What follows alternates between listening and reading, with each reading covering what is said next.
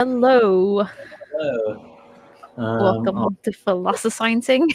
Yeah, Sorry, we're 30 minutes late. My experiments ran late. yeah. We I had had full. one of the students in my lab did her PhD um, thesis defense today, so she passed. So that was exciting. So our whole Oh, lab was celebrating her. oh, that's so nice. Yeah, no, we had a really cool speaker today. So I had like lunch with the speaker, I and just then lost the audio. oh, you can't hear me? Oh, it dropped out for a second. Yeah, Oh, that's annoying. Is it okay now? it seems to be. Yeah, yeah. Okay. If it drops out again, I'll plug in the network cable into the wall.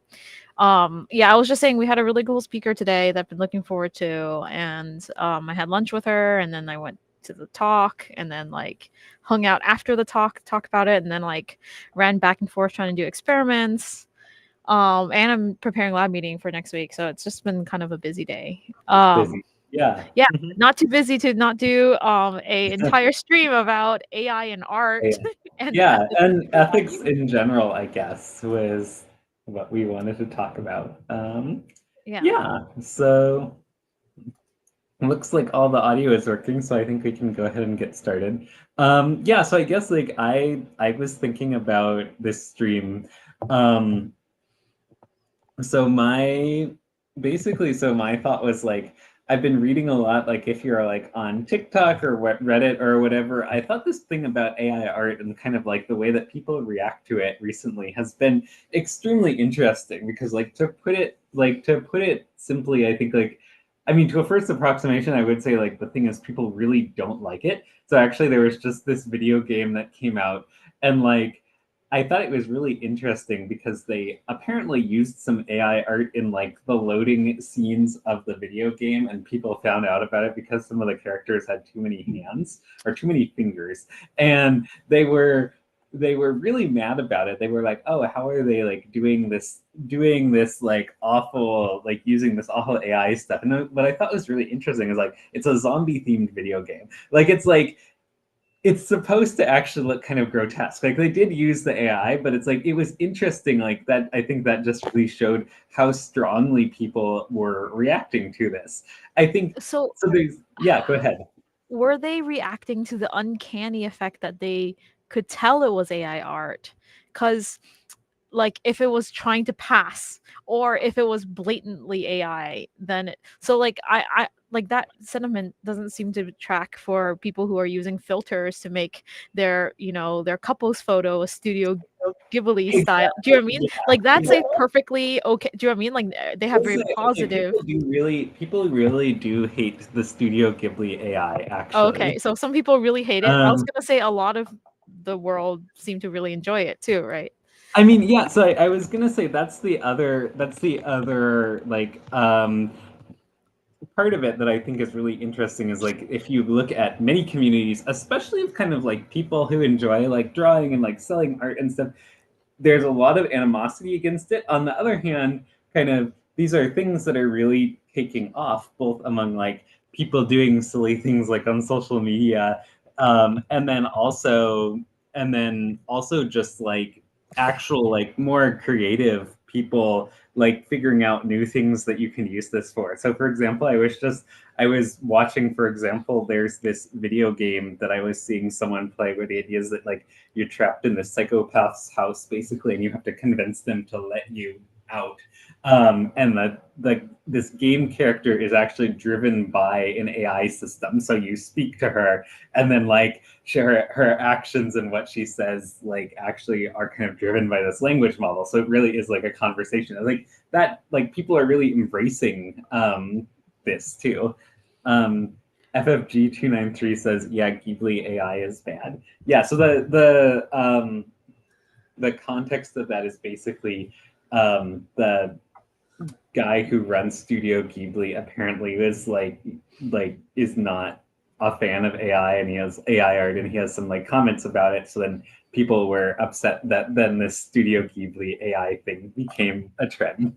Um, but yeah, I do think it's super interesting, that thing that you said about like why do people not object to this being used in filters, or like as other yeah, things like as strong yeah. as, Hmm. and on the other hand, like I can like I'm like I'm on the fence. Sometimes I'm like, oh man, poor artists. They worked so hard to like develop this art only for it to train the system, and then now it can, make thousands of versions of it. But I was just like, well, that's the kind of cool, exciting part of it. Now push your art. It's kind of like when we got photography. It's like in art Hmm. in the art sense. Like we used to like try and go really hyper realistic, like with the Hmm. like With for paintings. generations, yeah, Yeah. with paintings, we tried to go as accurate as possible. That was the trend, right? Like they were like, Mhm. trying to get the shadows right, the depth perspective right. And then like photography came around, like color photography, and it Mhm. was like clearly capturing portraits of people's faces and like, better, right? More accurately Mhm. than the painting ever could. And then it switched to being like different kinds of art, right? Like this is the beginning of Right, like impressionism and cubism yeah, and and cubism and like really impressionism pushing and the field. Yeah. Mhm. So on one hand, I feel like it's gonna hurt for now if you're, been practicing painting perfect photo, Mhm. like replications of reality. But this is also an opportunity to like, change a little bit and I don't know, like Yeah. I was thinking about this earlier. I was just like, oh, like, it's kind of upsetting. Like even okay, it's like just outside of the art field, like in I don't know, chess or something. There, like you're playing computer chess against an AI trained chess player, and I was like, oh, that's not fair. But I was like, well, that's really great training because like what better way to like train yourself so that next time when you do play another human being, like you have this intuition that can be like the gestalt intuition from like Mhm. lots of Yeah. players that it was trained on all the games of all these previous players, right? And it's Um, an interesting thing too because people really do enjoy playing chess against computer systems too. Like it's yeah, interesting. Like on one hand it sounds not very fun, but like people actually do enjoy doing it recreationally. So yeah. But like I wouldn't um, crown an AI like the winner of whatever like world championship of chess is. Do you know what I mean?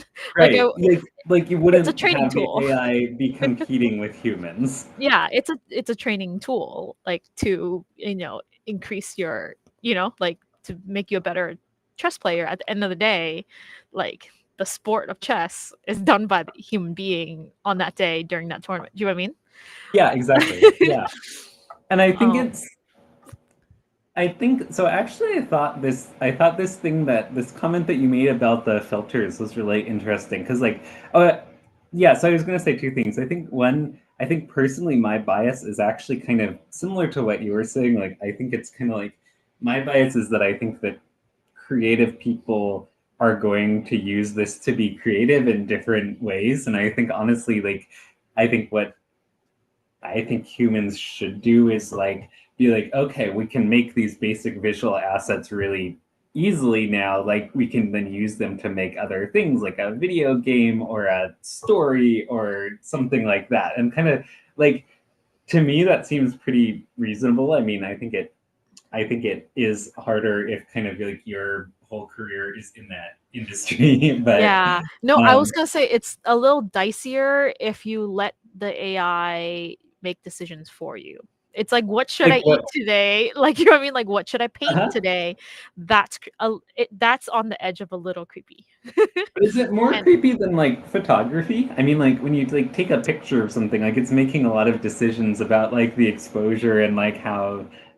oh, like when you pick up a digital camera and there's like the auto section or the manual Yeah, and or like you just in general, like when people take photos with their phones. I mean, like there has always been a lot of kind of automated decision making happening, which is yeah, but I know how those automated decision making was designed. For example, if I pick up a camera and it has the auto setting and the manual setting, the auto setting takes like the amount of light that is emitted during the half press, and then like Mhm. it uses that information to decide how long the exposure should be. So then it picks a digital value between like this and this to get you like the most mediocre photo.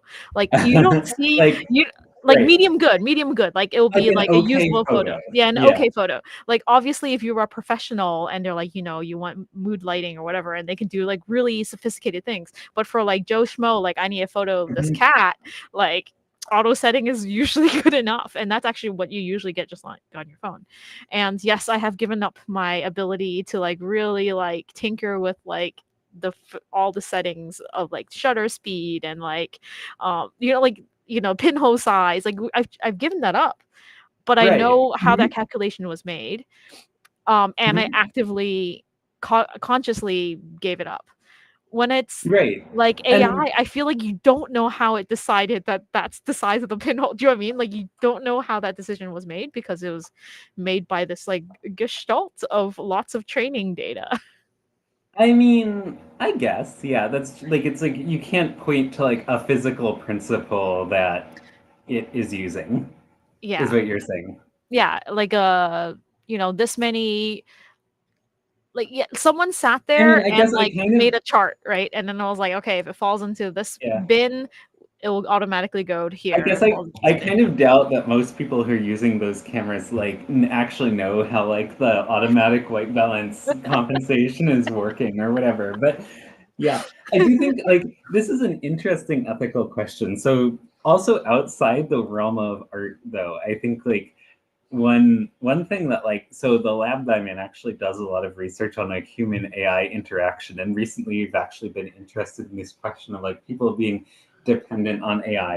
And I do kind of wonder like how significant of a question it is it? I think like one thing like that I think about is like most people are extremely dependent on shoes to be able to walk around. Like I don't like but we don't really and it's like it's technological dependency, but we don't really think of it as a problem. Like there's lots of technologies that we're dependent on. And like so I wonder how much of this stuff about like, oh, we're gonna become dependent on AI is just sort of like a moral panic. Yeah, but we're also treating it almost like a being, right? Like that's part of the ethical gray zone. Like I forget Mhm, they did a calculation of how many hours of time compared to how much power usage mhm, like AI is wasting because people who are using AI use the words like please, thank you. Like, do you know what I mean? Like mhm. using polite Yeah, language yeah, towards this like, computer entity, like that's literally we're just burning money, right? Like it's like leaving the lights on like to a building when no one's in the building. right. Like we're When you're doing because that, people are saying please. please Yeah. and thank you, because we're treating it in this way. There's like this cultural thing, and I think that that hurts it a little bit. Like It it hurts the AI or it no, no, hurts no. us? Right. That's a point against the. I don't know. Like it's a point for the creepy factor.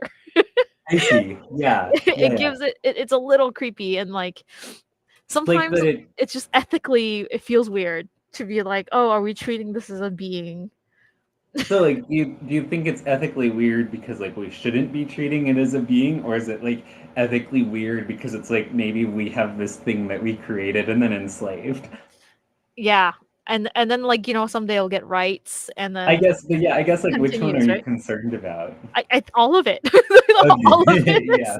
is strange and weird. Um Mhm. and like as it begins making more decisions, I think we need to be very conscious about what we let it do, right? Like, are we going to Yeah. let it make decisions about evaluating what the weather is? And then once we're like, okay, yeah, of course it can read whatever temperatures, the ratings all over the place, and then like auto generate the weather channel for us. Great, cool. So now when you're flying planes and you're getting weather information, you're getting it from these From this like language model. yeah, Yeah. yeah, and then the next level, it's just like, okay, like, do we land this plane now? And now it's like made like it can quickly snowball into like life. Humans, do we land this plane now in the storm? The decision could be like out of the hands of the of a human pilot, and be like, well, Mhm. this AI I thinks see. like it's Yeah. safe to land, we're going. And then what if it Uh-huh. wasn't safe? And then you're like, whose fault was it that like entire plane of people died? And then do you know what I mean? Like this is how the Right. It snowball like raises trickle. this question Yeah, about like yeah, who made who's the decision? We want to be able to, you know, pinpoint like all the parts of it, and it's scary when we can't be like they made this decision because of these factors and we can't trace it back to the source. Right. It's kind of like then it feels like hearsay. It kind of feels like a lot of times it could be right, and a lot of times like gossip could be accurate, like it could tell you the right direction and the trends and stuff, but then like you wouldn't put it like it's like a difference between like, oh, gossip light information to like, are we going to put this person in jail for years? Right. We're going to execute just this that person. like just the idea about like okay, you have like now like a search engine that makes up gossip is kind of kind of problematic. I don't know. Yeah, Did you see the thing about how, so you know how Google does those AI search interviews? I did not Or know AI about search overview, sorry. So it's like oh sometimes when yeah. you Google something, it will like pop up an overview of the, and it's like pretty useful. But like especially when they were first starting it, testing it, people would Google stuff like how many rocks should I eat? And it would pop up an thing that said like that like geologists recommend eating at least one small rock per day. And it's like this is like a thing that Google is telling people. Also, let me And find this I was gonna one. say it's kind of useful. So I've been using so MIT has been piloting this thing called AI Undermined, which helps you find papers. Oh, I have Um not tried yeah, that. you haven't used AI Undermined. It's actually No. quite nice. So the thing is that I could do everything AI Undermine can do, but it would take me 4 hours, and it would take AI Undermine like 30 minutes. Right. So that's kind of nice, right? So like it Like we just were trying out in the last stream with the like whale magnetism. correct. Like I was chasing the racing the computer, but like it does save time, but like I already know how to look for the papers before I use Undermine. So for those who don't know, AI Undermine is like you put in a bunch of search words, kind of like when you go to the library and you're looking for keywords. You put in keywords, you put in like things you're looking for, pros, cons, and then like rank things, and then like they'll spit you back a list of papers with matches, percent Mhm. matches, and then it'll help you find papers quickly, like with certain citations and like all whatever you want out of it. So it was actually really nice, but it's only useful because I already know how to do this How to do the without searching. Yeah. without the help of this program. Should I give this program to an undergrad and who has never looked for papers before and they just use this right off the bat, right? And they never learn how to use PubMed, they never learn how to use like just put things in Google Scholar.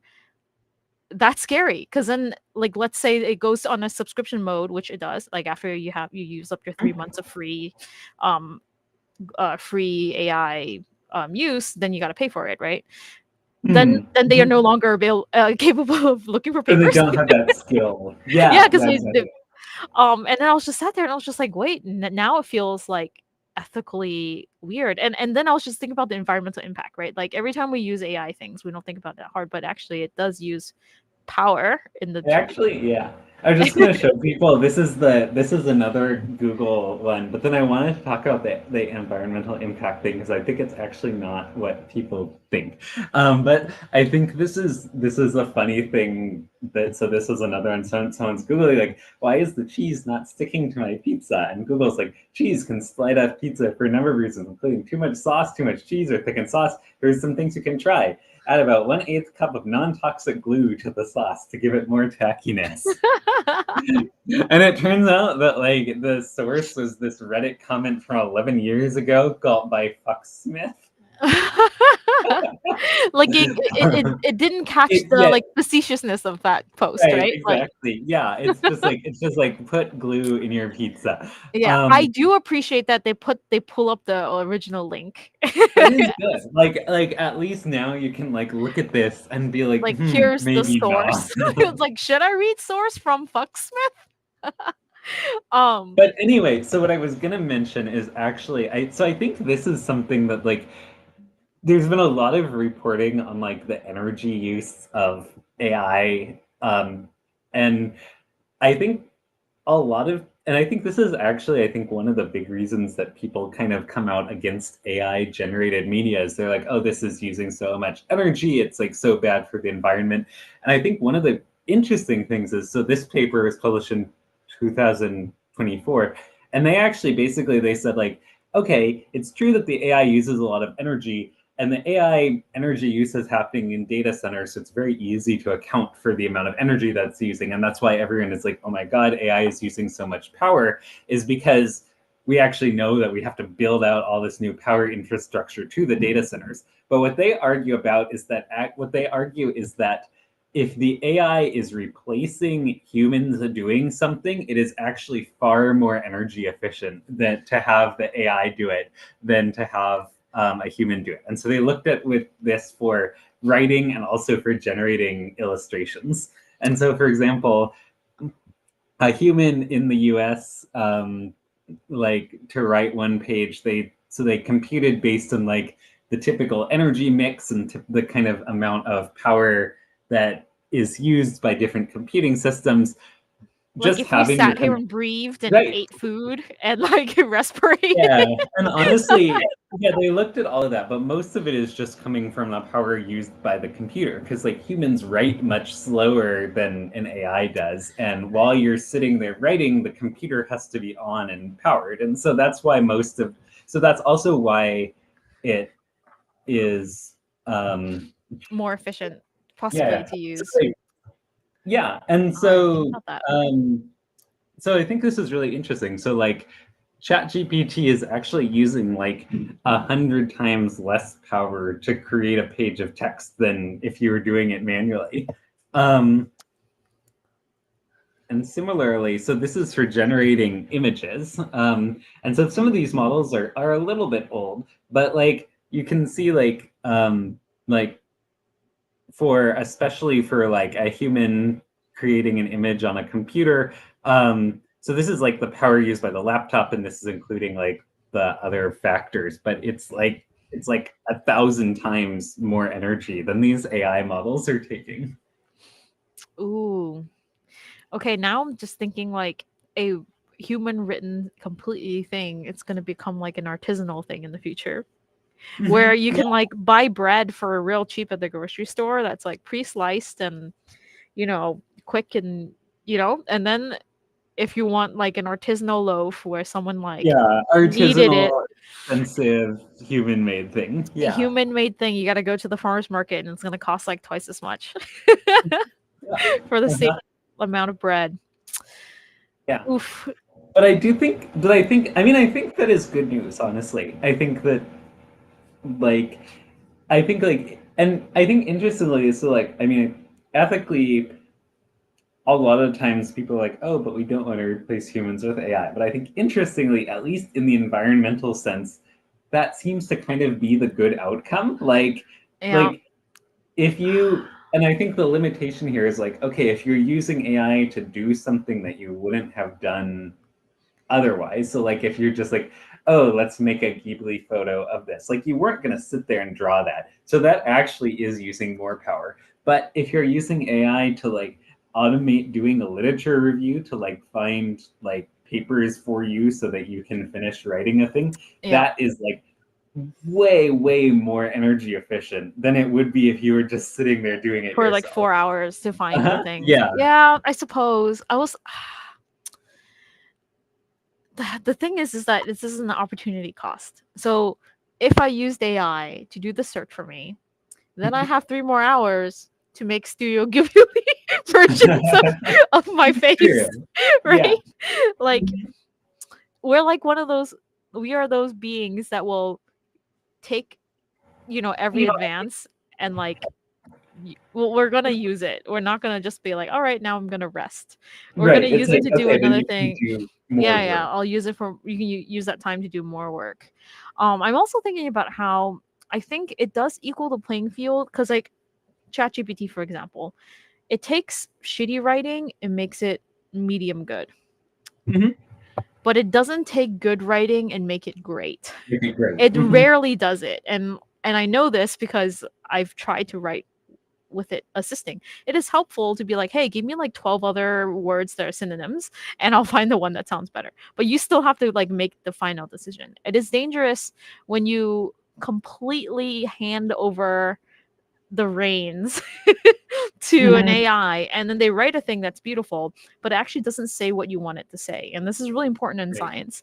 And like like it will misinterpret it just off by that much where it's not wrong, but it's actually not what you're trying to say, just because it sounds most English friendly. Like it sounds the best.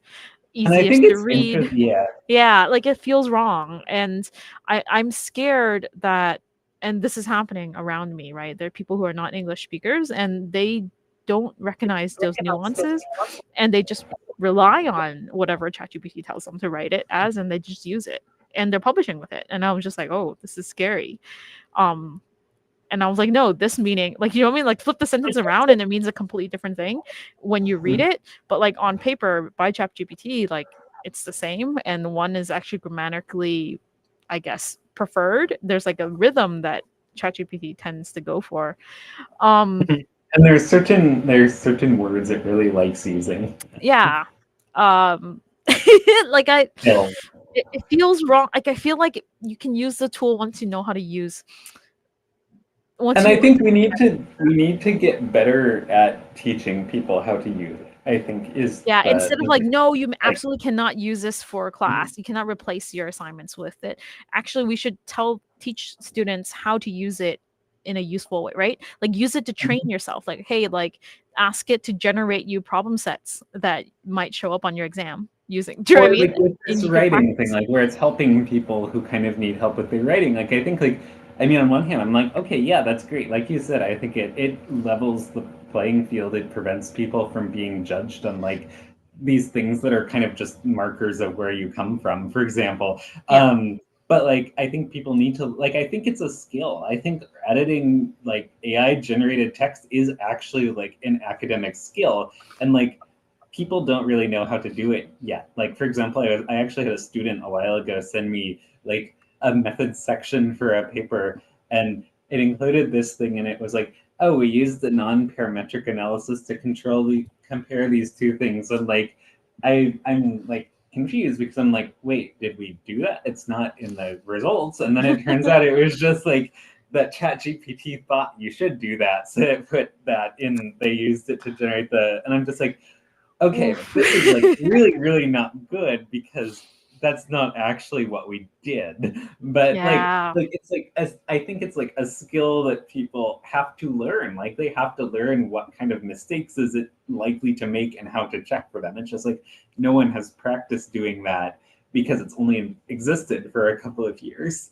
Yeah. And I mean, it's gonna improve, right? Like in a couple years, it's gonna realize, or like as long as we continually train it with more accurate I things. mean, I don't think it's gonna solve like that problem though. Yeah.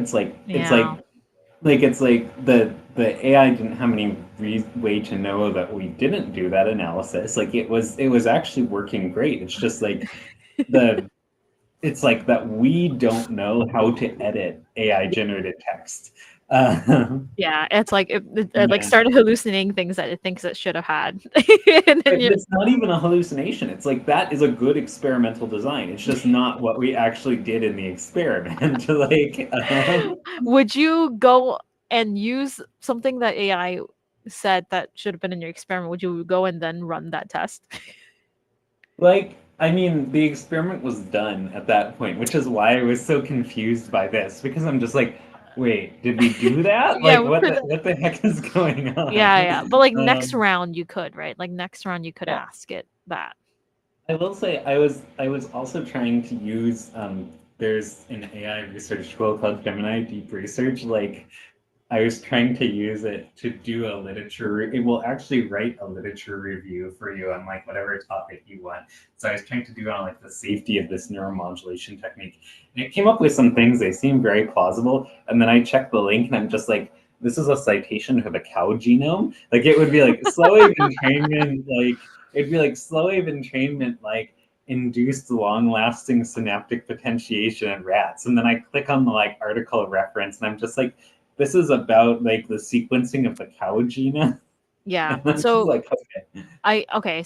I've had, so like when we read papers, a lot of times we'll Mhm. like we have segued away from AI, but when I read Mhm. papers and I look at a citation, I will follow the citation. Like a lot of times there'll be Yeah. the statement and citation, right? I will go and follow that citation. I don't know how many times I've done that, and it took me to a paper that had nothing to do with the citation. I'm like, oh, human error. Just One or like two the times human-related human ones. error, and then the rest of them are fine, right? Like in the same paper. Yeah. Should we let AI take over citations? We are so fucked. You know, like I It's gonna feel be like it's so just bad. I feel like it's like I don't think it's necessarily going to be that bad though. I think it's like a skill that we have to learn. Like it's like we learn how to manually cite things now, and it's like we learn all these skills around that. And I think just like people need to be mentally prepared for like the fact that you can have an AI system that makes up a very plausible sounding paper that doesn't actually exist. Like Yeah, that's that's true. just like a thing that people need to learn to be aware of and deal with. And hope, Yeah. I mean, ideally we get the AIs to stop doing that. But like this thing was like completely useless. Like none of the stuff in this review is like actually that it wrote was actually true. But anyway, I wanted to Yeah. go back a little bit to like the AI art stuff. Actually, I thought it was interesting. So you were talking about this thing about how like no one really got mad about like Snapchat filters or Yeah. things like Like that. And I think it's real to me that's really interesting about how people talk about this because one of the main arguments that people make about like why AI generated stuff is bad is this idea that it is trained on like stuff that humans made that was taken without permission. And so kind of that's where you get all these people talking about like how yeah, AI art copyright. generation is Yeah. theft, that sort of thing. Um, and to me, I think the really interesting thing is like when you look at the timeline of this, it feels a little bit disingenuous to me, honestly, because those same training methods were used for other things that aren't really like generative. So, for example, before we had AI that could like make an image in response to a prompt, we had AI where you would put in your own picture and it would increase the resolution. And that was actually trained in the same way. They took a whole bunch of images that people took and like they basically blurred them and then they gave it here's the blurred version, here's the unblurred version, reconstruct the unblurred version from the blurred version. Yep. Um, and it works really well. But I think it was interesting that no one really had those objections to the training kind of when people were making models like that, or when people were making models for like captioning codes. They were trained in the same way.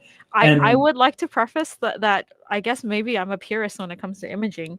I was using a new confocal imaging microscope, and they had an AI button on the acquisition software, and it was auto on, and I was like, huh, "What is this doing?" So they were doing like. So when we're like doing scans, we'll go quite quickly, and sometimes there's yeah. these like aberrations at the corners and the edges as like the the galvos are moving and they were AI fixing them. Like they were using AI so that the image that you saw on your computer was the prettiest version. And it was very pretty, indeed it was. But I was just like, but that's not reality. Right, like that seems like a really bad thing to do for science. For Like, science. And I was just sat there and I was just like, what if you edited something like let's say I had an important neuron on the edge of the screen and then like the question was like if it was overlapped with another neuron that's also important on the edge of the screen, you could have AI'd overlapped them more because it looked better. And then like I was just sat there and I was like, it was auto on. And like I'm really cognizant of it because I like literally go through each button. I'm like, hey, is the gain on? What's the digital gain? What's the real or like like I'm why going is down. this turned Yeah. And on? then I was Yeah. like, what is this? But like I want to tell you, like 90% of people who use that software didn't even know that button was toggled on. Like they're not even That looking. seems like a terrible idea to have on a microscope because, like, Absolutely. also, like, It gives like you as a artificially prettier images. Everyone likes the prettier images. It's great. You can put it on your cover of your photo, like of your presentations or whatever. But that's not reality. That's not. like, Ah, and like to me, like, not only is it not reality, but it's biased because it's like the whole way this AI image correction works is like that you infer what's supposed to be there based on your prior experience, based on this training data. So even if the quality is really bad, you're basically filling it in with stuff that you already know. But like in a scientific context, kind of essentially what you're doing is you're then biasing your image to just be what you expect to be there, Yeah, which or what the like gestalt it's been trained on thinks should be right. there. And then you're like, wait, Uh-huh. are these neurons actually the same neurons? Are they actually touching each other? Are they overlapping? Like then I Yeah. was kind of angry. I was like enraged. I was like bitching about it with my my imaging course people. I was like like texting it to them. And like I was like bitching about it to people in my lab and people were like just toggle it off. It's fine. And I was like Yeah, I, like this is gonna cause problems in the yeah, I was like, future. who did this? Who put this button here? Especially like I feel like there's been so many scandals about like people digitally manipulating like pictures of gels and stuff. Like Yeah, they should know not to have that on by default. Like that's gonna get someone fired. yeah. Like But um like, very expensive microscope, right? And I understand why they want it there. Like if you're giving a demo and you're showing something, like a sample slide, of course you want to turn it on so that it yes. looks pretty for the, you're trying to sell your microscope, right? Like, but I was so pissed. And I will say, like, I think like there is a way that you could do that responsibly, where it's like, okay, maybe you have like a model of like an AI model that's specifically trained to like remove like chromatic aberrations due to this particular lens or something. Like I would probably be okay with that. Like if I'm it has actually a very you can like if it has a very specifically trained thing. I am totally okay with you fixing the image later, but like you do every step yourself. You're like, okay, I'm gonna take it in the average of this image. We're gonna take it 10 times. We're gonna like sum everything and then divide it. Do you know what I mean? Like you could do that and make it pretty, but you know what you did to it, right? Like you didn't just toggle a bunch of buttons and then like, pretty picture. Move on. I Yeah. don't know. Sorry, that was like a side quest. Can we go Yeah, back to no worries. Yeah. explaining how Yeah. the how like Anyway, how do we I train guess the AI to do the thing? yeah, I mean, so I guess what I was saying, what I was thinking about that is I think it's interesting when people talk about kind of like I think it's interesting that people talk about the idea that like AI or AI training is kind of stealing from people. And actually there's actually so one Meta that is actually being sued for this right now by a bunch of authors who claim that it is essentially violating their copyright by training the model on their books. Um, I think, like, honestly, to me, I think this argument doesn't make a whole lot of sense.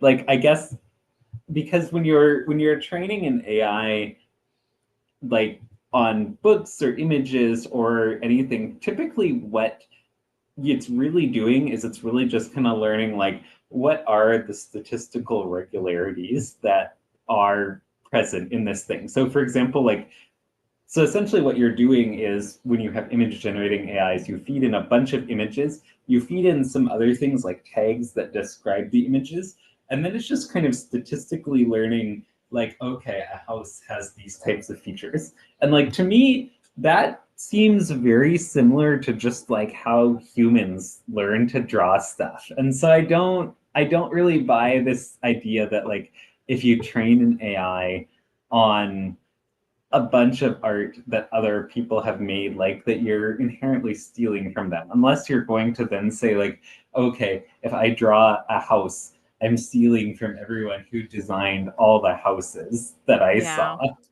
No, I feel like the thing is like it's just very efficient at it. Like Yeah. there's like thing like where you like, oh, like don't plagiarize this music, but like you can sit like you can if you're very good and you have good memory, you can walk into a concert, listen to the entire song, and then you could just sit there and transpose it. And then would you have stolen the song? I mean, I think technically yes. Like if you're like writing it down like and then like selling it to people, I think that's technically copyright violation. Yeah. But you paid a ticket to go see the show. Do you know what I mean? Like Yeah, you bought the yeah. book, right? You And it bought the gets book, you paid for it. Um and it's and weird. you're It's like, not okay, if you distributing an sing the exact copy song, of it. Yeah, you're just yeah, yeah. yeah. And I guess like I think that is kind of like one takeaway I have from this is like I feel like there's this idea that a lot of people have that this is about kind of like stealing copyrighted stuff. And I think that And I think that actually I find that argument like actually a little bit disingenuous, because you didn't see it come up when people were training like these image sharpening models. You saw it come up only when they were things that like could generate the images or Yeah, generate like text. do it in the style of blank, right? Do it in the Right. But style it's of not even necessarily about the style. Like the image generating models, they actually like they got a lot of backlash. Right now, most of the time, if you ask it for like an image in the style of a living artist, it will not do it. Core I F think the says they think it's interesting even thing easier to is, answer the copyright question. It's about yeah, having the right to control what happens with copies in specific cases. And there's no copy with an AI model. yeah. Hmm. I think that, I mean, that's kind of the question, right? It's like, it's not like the AI models are not making copies, and specifically copyright is like about someone distributing copies of your work. And so even if the AI model kind of has this image represented in its memory, it's not it's not just copying that image. Like it's extremely difficult to get a verbatim replication of anything out of an AI model. Um, That's true. Like every time you generate, it'll give you a slightly different thing, even with the same prompt. right. Um, And partly it's because we've engineered them not to do that for copyright reasons. And partly it's just because of how they work. Like there's a lot of stochasticity in AI models. So kind of each time you run it, it kind of starts in a different state. And partially it's because like AI models like literally don't have enough parameters to store a verbatim copy of everything that they're trained on. And so yeah. when you train an AI model on like millions of pieces of art and pieces of text from the internet, oftentimes they're not storing stuff verbatim.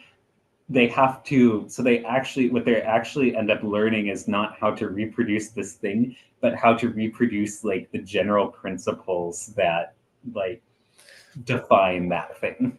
Yeah, I'm reminded of the episode we did about AI generating protein folding Mhm. structures, and that's actually the beauty of it, right? Like they're looping the prompt over and over again and using and feeding that result back to the um, to the thing that the training model. Like it's like a feed. There's a feedback loop in there, and I was like, oh, that was closer. You're actually closer. You're getting closer. You're getting closer, and then by doing that, you force it to, eventually converge on a structure that is most closely related to the actual reality. The problem is that most people that use AI don't get to do that, right? Like we're not doing these looped structure. Do you know what I mean? Like Like iterative, yeah, we don't have control of what's getting fed in, so like we can't feed specific things that we want to feed it yeah. every time. And it's hard to extract something like once AI has been trained, we can also it's hard to like tell it to untrain a particular thing, take that out of the system, like like don't use that data and then do you know what I mean? Like it's hard Yeah, once it's integrated in to take it back out. And then right. that's why it's hard, right? And yeah, and I think that kind of gets to the point.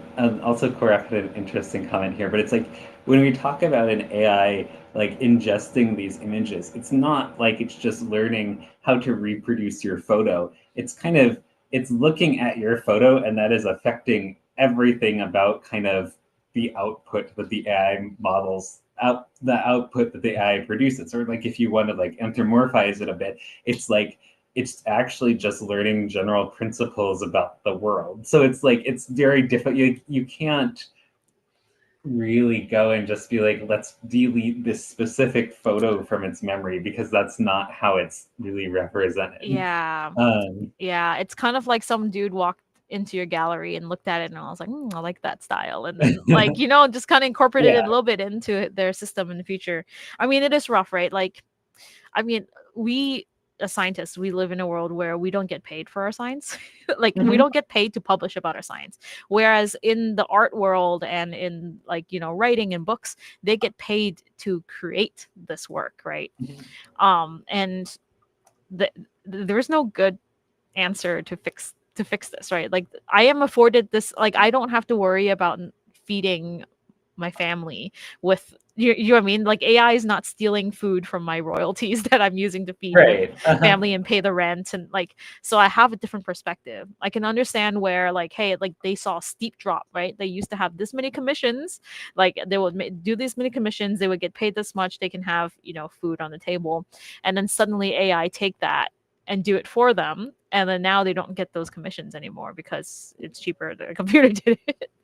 I can And see I think that this being, is interesting. yeah. Yeah, Jeff has this interesting point about copyright too, which is like even if you can get the AI to make a copy, the copyright infringement only really happens then if like someone then takes that and like distributes it. And actually, I think this is related to the point that you were talking about too, this thing about commissions. I think one of the interesting things is like, I think there's been a lot of speculation about the impact of this on creative industries, but we haven't really seen a lot of clear-cut cases of it actually hurting people's commissions. And like, so this is actually what was coming up in the Meta trial, actually. So like one of the questions that was being asked is, so you have these authors who are saying, when you train this AI, it hurts our ability to profit from our work. And like what the judge was asking them, he's like, okay, like you have like Sarah Silverman's memoir. If an AI can make something that is stylistically similar to that memoir, does that hurt the market for the memoir? And I like when you think about it like that, I'm like, I mean, probably not, right? Because like when people buy a memoir, they're looking for like this narrative by this specific person who had the experiences, not like someone else's speculation about what experiences they might have had. Like you're, or similarly, like if you like Harry Potter, you're not And you wrote fan fiction gonna, in the style of right, J.K. Rowling. like you're Like, not going to have people decide not to buy the Harry Potter books because they can instead generate knockoff Harry Potter. Like at least like not, I think, at any significant level. I no, actually, you're right. Like, you're right. Okay, like I remember when we were waiting for the books to come out, right? Like we grew up, and they're like, you know, not all the books had come out yet. And it's like the next book, and there would be fan fiction for like the next book. I don't think that fan fiction for the next book, even if they made you pay for the fan fiction, you know, $50 a pop, would ever eat into the sales of the Yeah. actual Harry Potter books Right. in real It's a life. very weird argument when I think about it, because like I feel like a lot of the assigned argument that's being made is that like creative stuff is kind of fungible. It's like, okay, you can produce this stuff and it's all kind of the same. But I don't think that's actually how people consume stuff. I think it's like if I like a particular author who writes about specific things, I'm going to want to get those things specifically. Like I don't want like some other thing that happens to be in the same genre, right? Yeah. Core says it's supposed to hurt those artists who offer their services on Fiverr, drawing some manga girl in daring poses. I suppose, but if you like want a giant mural of a girl in a random pose, you still got to hire a painter to come in and do it. You still, right? Like, I guess the other part to me is like I think so I am kind of getting back to like, is this theft? Is this copyright infringement? I feel like the copyright infringement point kind of gets trotted out a lot because it's kind of relatable. Like I think it is relate. Like people are like, oh yeah, they're stealing the work. That makes sense. It's a relatable point, but I don't think it makes a whole lot of moral or legal sense I actually. know, But but I we think are not lawyers. I feel like they have we need to, like, this is, I feel like we're too idealistic for like, I don't have a good argument for it, and it's probably because I'm not legally inclined at all, and we are both very like optimistic about how people use each other's art and science and ideas, and we're open about sharing ideas, right? Like we like that. That's part of our thing. But I can see how if there was just a lot of money involved, someone could get real. Do you know what I mean? Like someone could I get mean, real I can hurt see when that. there's money. But, Yeah. but I think it's also, I mean, I think it's also like when you're talking about the legal and ethical part of this, like I think that there's this question about like, okay, does society owe you the ability to make a profit? And like, Ooh. that's like the part where I'm like, I'm not sure it does. And like, I think kind of that's what I find a little bit disingenuous about these copyright arguments. I think sometimes is that I feel like there's sometimes sort of kind of trying to make this argument that kind of that you should be legally kind like other people should be legally restricted from doing things so that you can make a profit without having to change like the things you do. Yeah. And that's the part that I'm just like, I don't know about that. Yeah. And it's a hard topic. I mean, that's why it's like I feel like part of Yeah. the exercise of being ethical is actually thinking Mhm. about it, right? Like not it's like before you take the photograph, you like toggle it to automatic, you made that decision. And Right. you Mhm. thought about it. And I think just the process of thinking about it helps, right? Like before you turn in a paper full of ChatGPT things, you think about, hey, did I decide like that sentence true? Like I stand by that sentence, even though I generated it. And it says what I want it to say Yeah, better like, than is it true? Yeah. yeah, like the best. Is it accurate, right? Like, is it actually doing that thing? And training scientists and people in general in future to really be careful about the decisions they're making. I think that's good practice in general. And we should, Right. Mhm. we should do it. We should think about it and I don't know, use common sense. Mhm.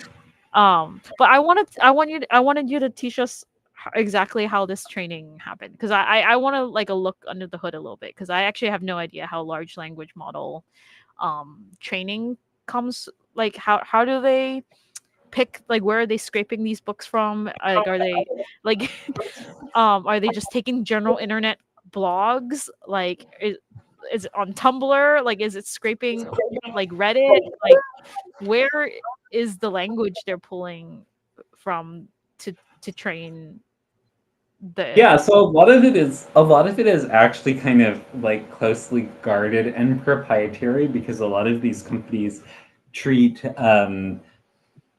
treat this as kind of a trade secret.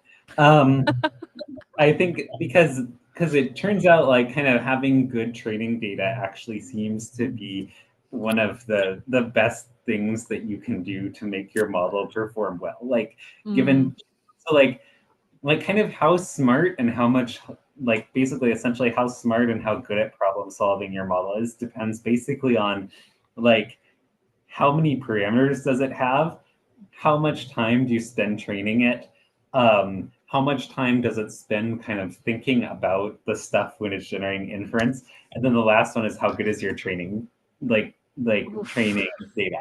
And the training data is like getting good training data actually seems to be the least expensive part, so that's why there's everyone's kind of secretive about it.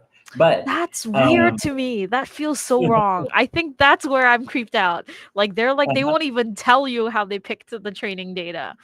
I would feel better if they were like, yes, we scraped, the National Library of Congress.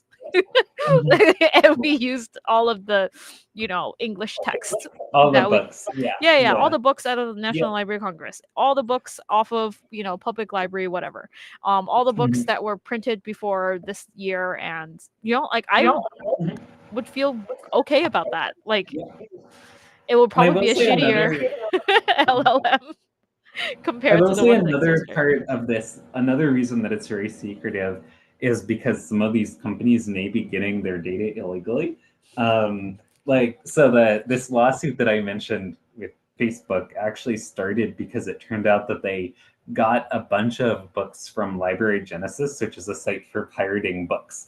And so they downloaded all the books from Library Genesis, which like, yeah, that is actually a very efficient way to get training data, I guess, but it's like also extremely questionably legal. Oof. Oh, and There's then it's just gonna make it harder for us regular plebeians to get access to books.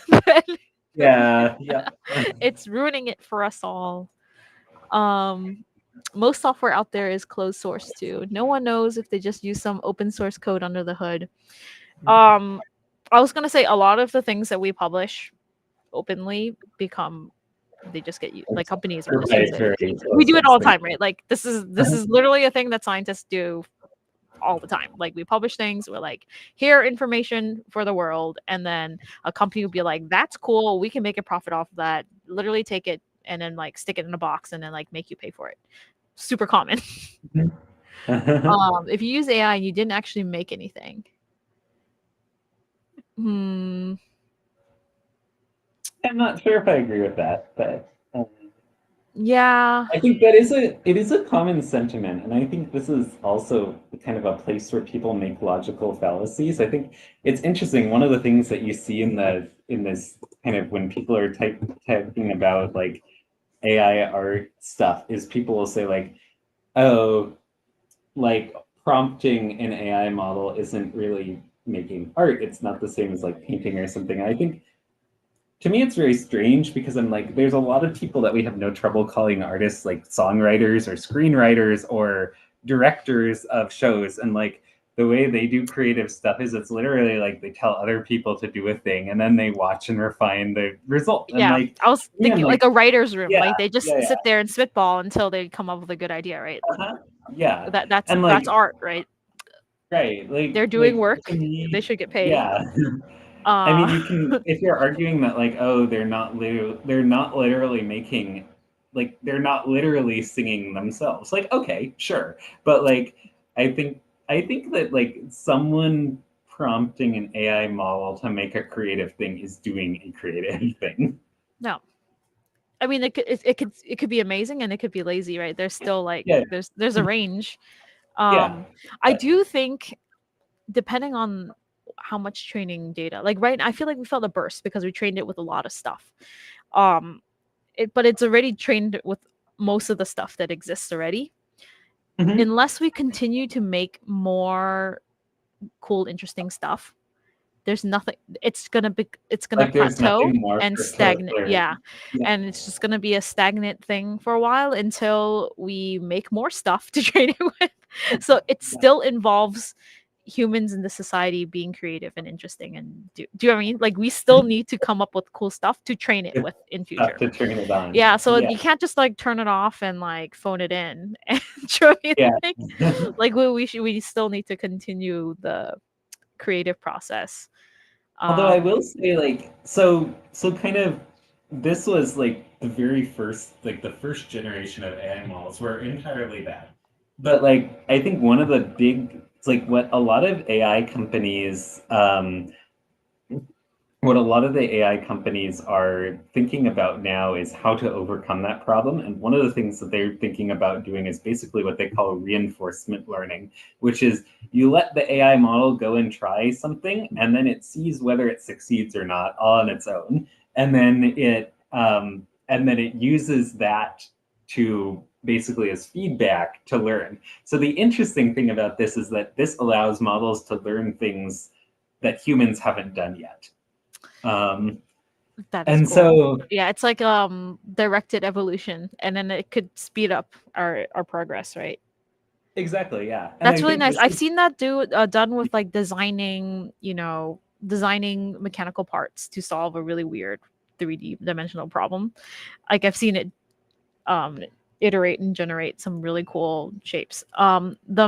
The man who like says, "Do you think the majority of people uploading this AI stuff on social media had a significant amount of effort put into design and ideas of the art?" I think they just appreciated it, right? Like they just appreciated yeah. Studio Ghibli style and they're like, we want a photo of ourselves in the style. Like, they're also not trying to sell it.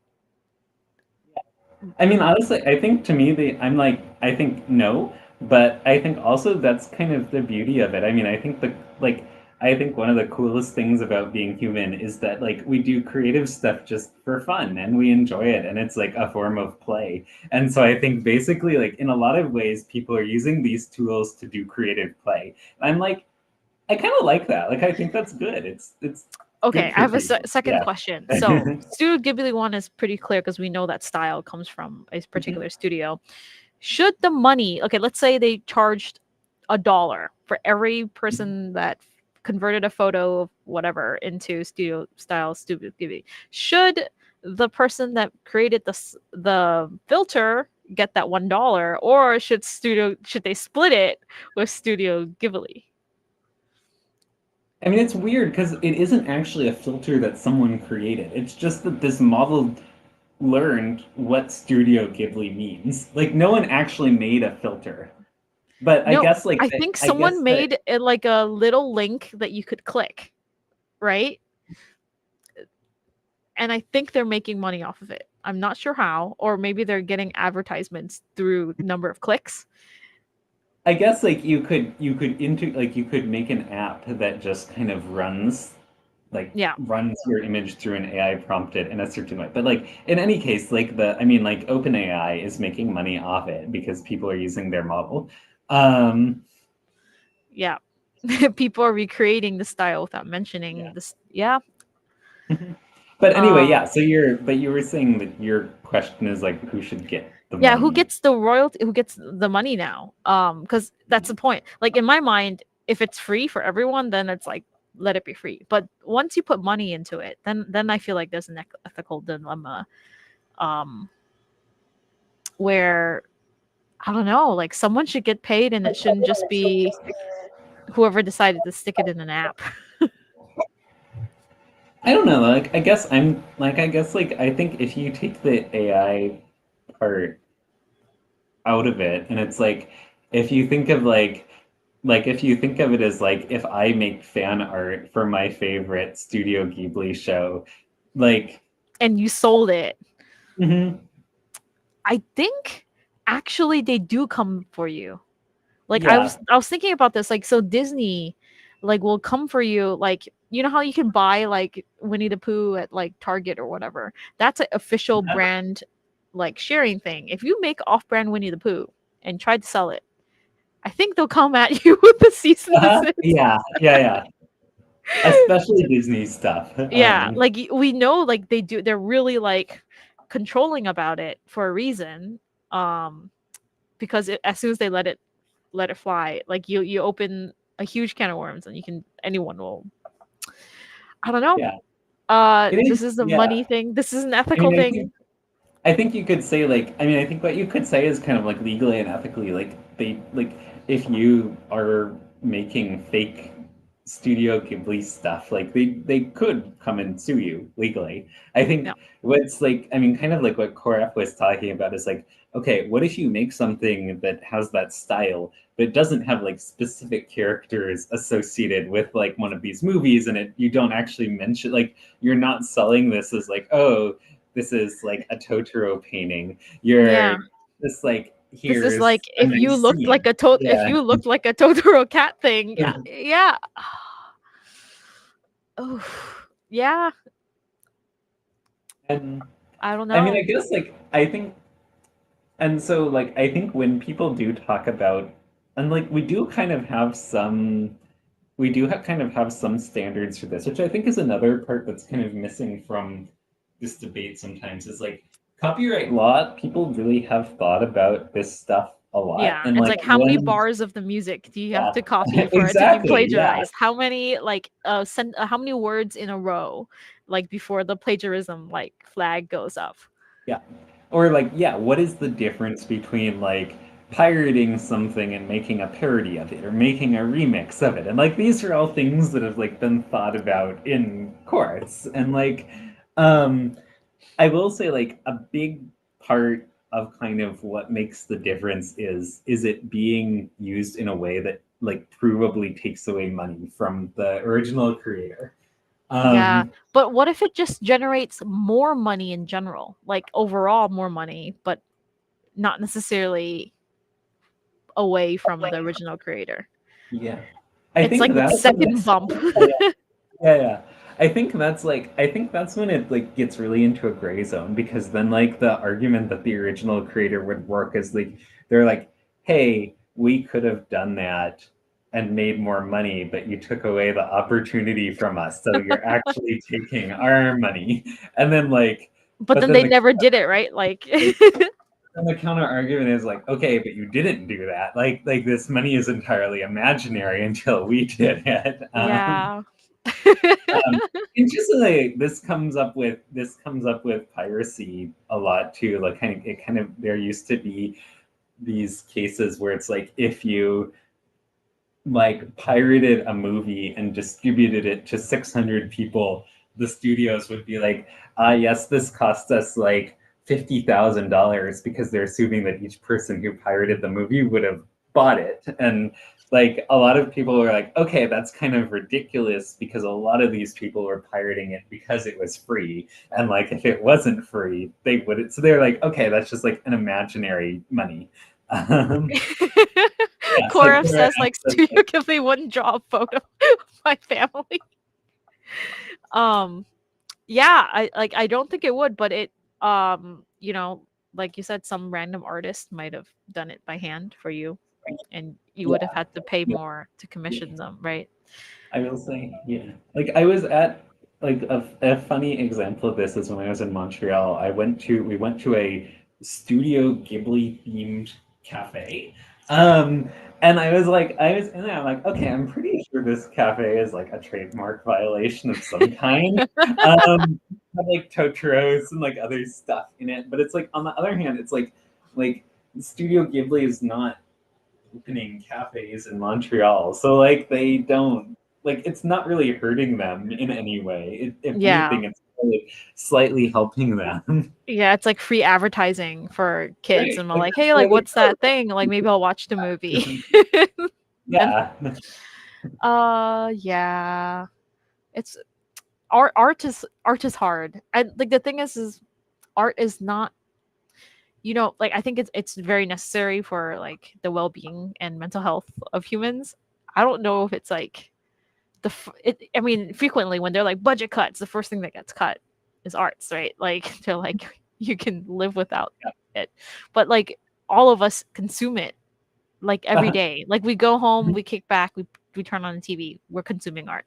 We like put on the earphones while we do whatever. We're consuming art. Like all of us are consuming it all the time, and yet we give it such a low status on our hierarchy of needs. Like economically Yeah, or like economically, like we don't give it the respect it deserves, and I think that's part of it, right? Like we don't uh, like it's easy to I almost feel like if you had to pay for it, people would appreciate it more. Um there's like a but then also we want it free for everyone, so like I don't right. know. I This is hard. Yeah, that's why this is a philosophizing topic, right? Yeah. I'm on the fence on this one. This is a general topic It's where an interesting, yeah, yeah. yeah, common sense, case by case.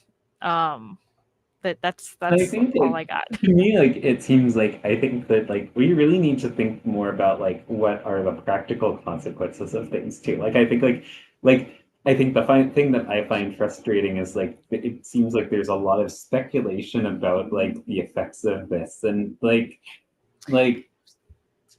My and like partner has a really strong feeling about this. He thinks that it's taking away the ability for the next generation to think for themselves and have like make like logical decisions that are based off of just like facts. AI in general. Yeah. He's like people are lazy. This is like this is like the calculator, you know, like no one does long division anymore because you can just pull out a calculator. But he was just like, but this is not long division. This is decision making and like bigger decisions than just like, you know, multiply these numbers. And he's like, we are atrophying the brains of the children in the future. And I was like, okay, that's a strong. He's like, generate your own ideas, think for yourself, use your brain, like you use it or you lose it, right? Like he's worried that we're just gonna have like mounds of jello. Like he thinks you know in Wally where they have all the humans in the chairs that are floating around, they're just like atrophied brains. He was just like, yeah, that's where we're headed. and I, and I I'll guess sometimes I'm like, I don't know, maybe you're not wrong. I guess, but like, why does he why does he think that it would cause people's brains? Like, does he think it's like people are going to be using this to sit to say what decision should I make, and therefore they're not thinking about it themselves, Yeah, or like let's say they're making a pizza and they're like, "Why is pizza cheese falling off?" And then they ask, and then they're like, "Ah, let's add glue. I guess we just do glue." Like they're not thinking for themselves, like, "Hey, why is the cheese falling off? Is it because there's too much sauce?" Like we could have made those conclusions ourselves in like 3 bullet point answers if we practiced thinking clearly. I see. Yeah. And he was just like, "Well, they lazy, you just ask this question to the thing and it generates you 3 answers. Let's say the internet goes out, there's no power, and you are like at a wood stove in the woods, like go make pizza, and they'll just be like, That's what he's worried about. He was just like, you know how I'm really shit at camping? Imagine that, but worse. And I was like, okay, I get it. Like I understand what you. Yeah.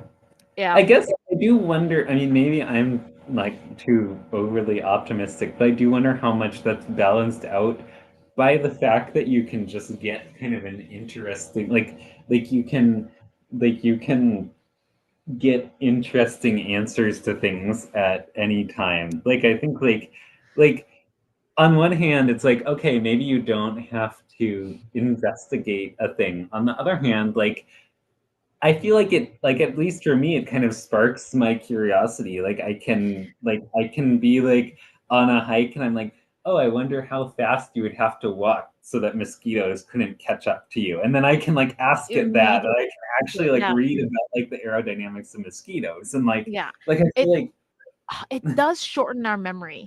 So previously, like before we had smartphones, if we had the question about the mosquitoes, we would have to remember that we had that question about the mosquitoes and then drive home and then an hour later pull up on your computer, look up like flight yeah, speed of mosquitoes.